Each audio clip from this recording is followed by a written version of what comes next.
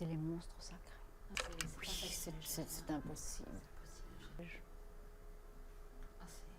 C'est un homme qui était vraiment plus qu'un acteur. Il était non seulement un grand acteur, mais vraiment une figure de légende. Et c'est ça qui était étonnant avec Omar Sharif, c'était que c'était un être d'une très grande complexité, qui avait eu cette espèce de gloire tout de suite, très jeune, dans n'importe quel village au fin fond du Mexique.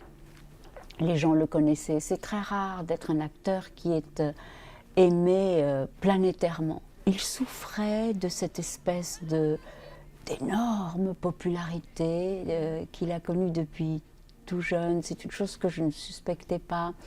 Et c'était quelqu'un de très tourmenté, de très excessif aussi. Et c'est ce que j'aimais en lui, c'est cette espèce d'immense vulnérabilité. Et c'était un seigneur.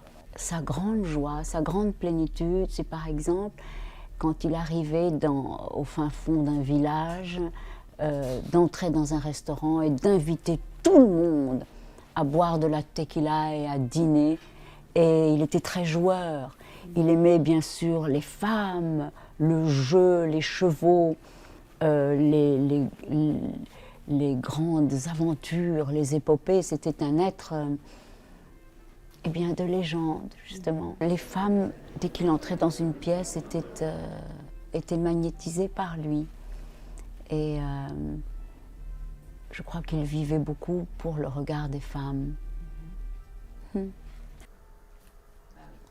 n'arrive pas ni à le penser.